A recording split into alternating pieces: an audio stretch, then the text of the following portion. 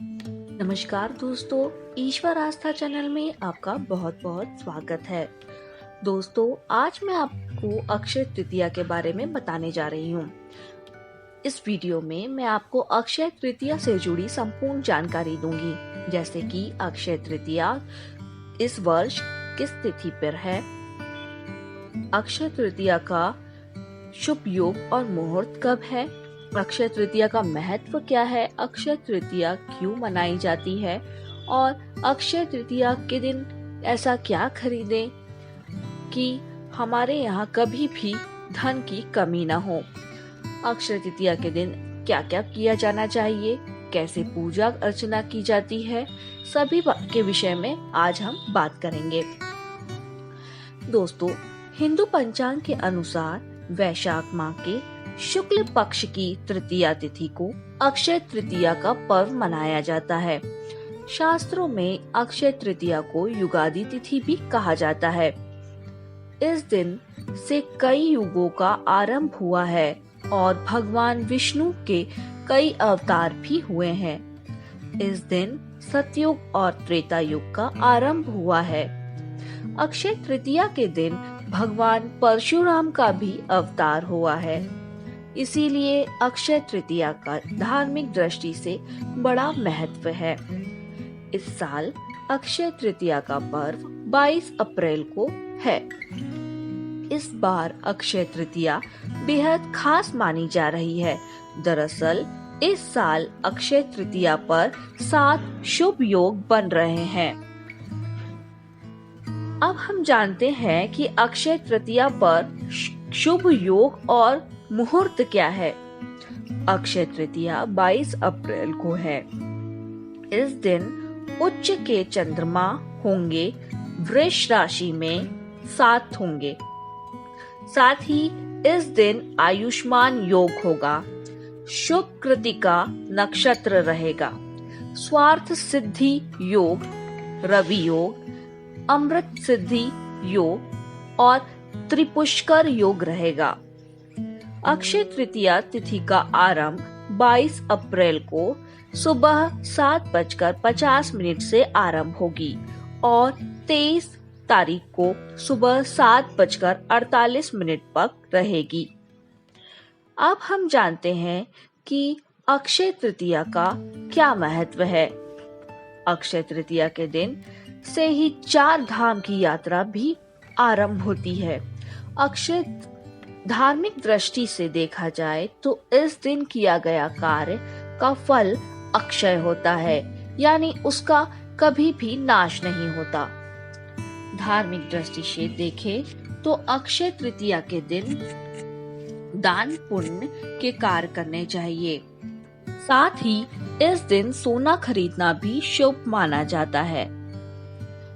अब हम जानते हैं कि अक्षय तृतीया का अर्थ क्या है। अक्षय का अर्थ होता है जो कभी खत्म ना हो।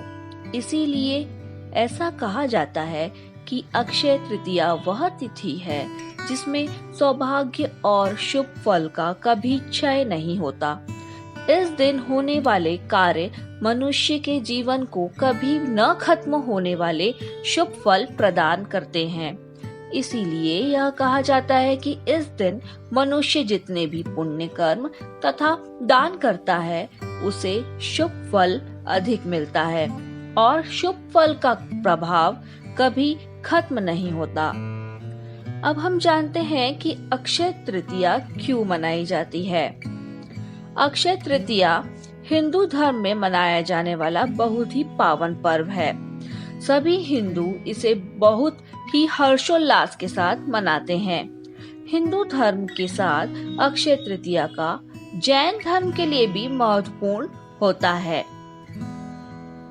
अक्षय तृतीया यानी अखाती तीज के पीछे कई हिंदू मान्यताएं हैं, किंतु इसे भगवान विष्णु के जन्म से जोड़ती है तो कुछ इसे भगवान कृष्ण की लीला से।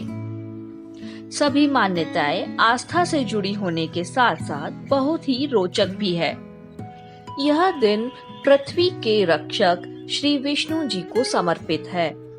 हिंदू धर्म की मान्यता के अनुसार विष्णु जी ने श्री परशुराम के रूप में धरती पर अवतार लिया था। इस दिन परशुराम के रूप में विष्णु जी छठवीं बार धरती पर अवतरित हुए थे और इसीलिए यह दिन परशुराम के जन्म दिवस के रूप में भी मनाया जाता है। दूसरी मान्यता के अनुसार त्रेता युग के शुरू होने पर धरती की सबसे पावन माने जाने वाली गंगा नदी इस ही दिन स्वर्ग से धरती पर आई। गंगा नदी को भगीरथ धरती पर लाए थे। इस पवित्र नदी के धरती पर आने से इस दिन की पवित्रता और बढ़ जाती है और इसीलिए यह दिन हिंदुओं के पावन पर्व में शामिल है। इस दिन पवित्र गंगा नदी में डुबकी लगाने से मनुष्य के सारे पाप नष्ट हो जाते हैं। यह दिन रसोई एवं पाक की देवी मां अन्नपूर्णा का जन्मदिन भी माना जाता है। अक्षय तृतीया के दिन मां अन्नपूर्णा का भी पूजन किया जाता है और मां से भंडारे भरपूर रखने का वरदान मांगा जाता है। अन्नपूर्णा के पूजन से रसोई तथा भोजन में स्वाद बढ़ जाता है। दक्षिण प्रांत में इस दिन की अलग ही मान्यता है। उनके अनुसार इस दिन कुबेर ने शिवपुरम नामक जगह पर शिव की आराधना कर उन्हें प्रसन्न किया था। कुबेर की तपस्या से प्रसन्न हो कर शिव जी ने कुबेर से वर मांगने को कहा। कुबेर ने अपना धन एवं संपत्ति लक्ष्मी जी से पुनः प्राप्त करने का वरदान मांगा।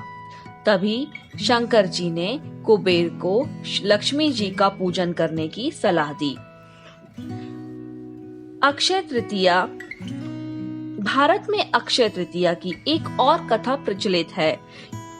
इसी दिन दुशासन ने द्रौपदी का चीरहरण किया था।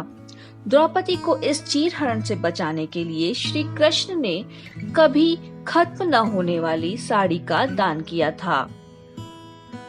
अब हम जानते हैं कि अक्षय तृतीया की पूजन विधि क्या है। इस दिन भगवान विष्णु तथा लक्ष्मी का पूजन महत्व है। इस दिन भगवान विष्णु की पूजा अर्चना की जाती है तथा विष्णु को चावल चढ़ाना विशेष लाभकारी होता है। विष्णु तथा लक्ष्मी जी की आराधना कर उन्हें तुलसी के पत्तों के साथ भोजन अर्पित किया जाता है। सभी विधि विधान पूर्ण कर भगवान की धूप बत्ती से आरती की जाती है। गर्मी के मौसम में आने वाले आम तथा इमली को भगवान को चढ़ाकर पूरे वर्ष अच्छी फसल तथा वर्षा के लिए आशीर्वाद मांगा जाता है। कई जगह पर इस दिन मिट्टी से बने घड़े पानी भरकर उसमें कैरी, इमली तथा गुड़ को मिलाकर भगवान को चढ़ाया जाता है। अब हम जानते हैं कि अक्षय तृतीया के दिन क्या दान करना चाहिए। तो अच्छी नियत से दी गई हर वस्तु दान पुण्य लगता है। इस दिन घी, शक्कर, अनाज, फल, सब्जी, इमली, कपड़े, सोना, चांदी आदि का दान देना चाहिए। इस दिन छोटे से छोटे दान का भी बहुत महत्व है। फिर भी एक दिलचस्प मान्यता के अनुसार अक्षय तृतीया पर इलेक्ट्रॉनिक्स का सामान देना भी महत्व है। इस दिन कई लोग पंखे, कूलर आदि का दान करते हैं।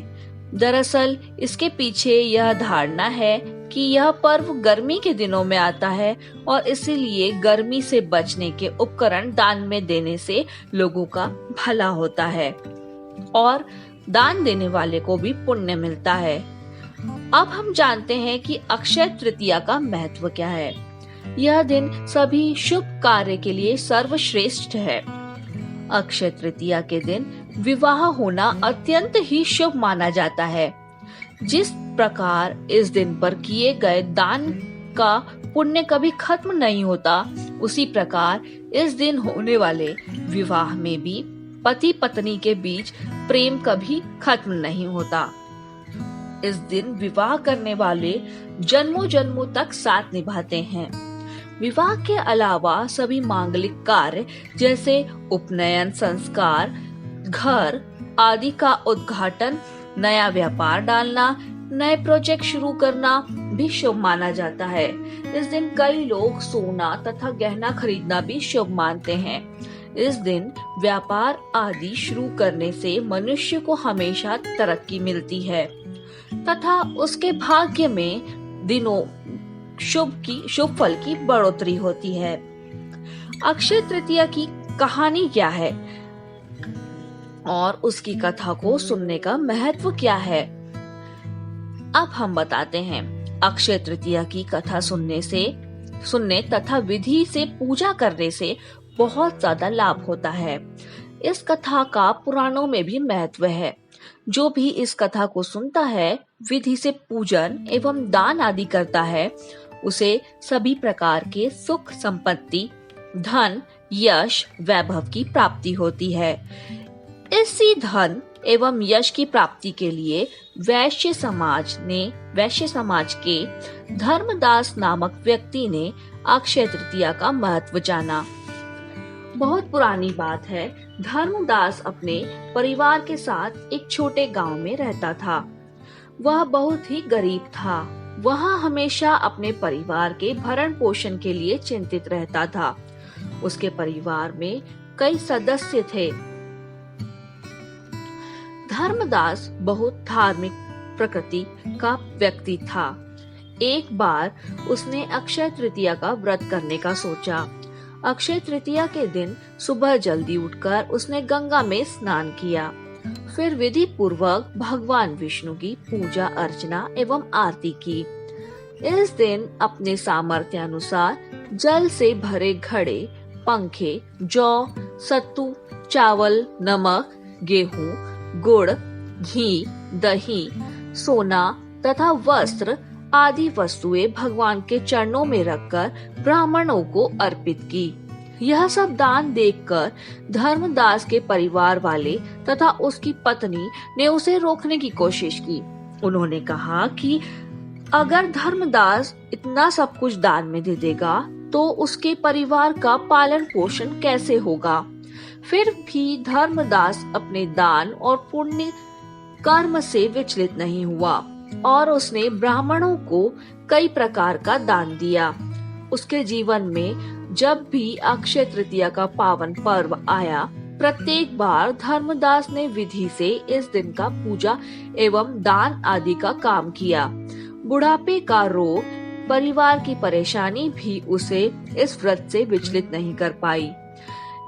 इस जन्म के पुण्य प्रभाव से धर्मदास ने अगले जन्म में राजा कुशावती के रूप में जन्म लिया। कुशावती राजा बहुत ही प्रतापी थे। उनके राज्य में सभी प्रकार का सुख, धन, सोना, हीरे, जवाहरात, संपत्ति की किसी प्रकार की कमी नहीं थी। उनके राज्य में प्रजा बहुत सुखी थी।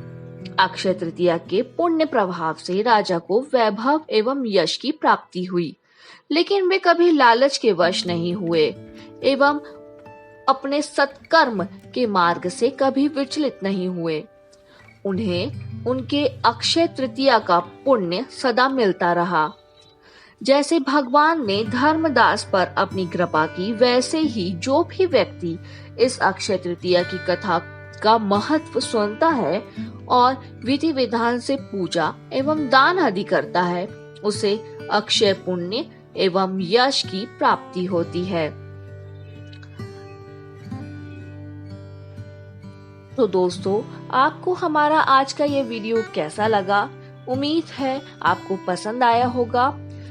आपको यदि हमारा वीडियो पसंद आए तो हमारे वीडियो को लाइक कीजिए और हमारे चैनल को सब्सक्राइब कीजिए, ताकि आपको हमारे अगले वीडियो की नोटिफिकेशंस मिलती रहे। धन्यवाद।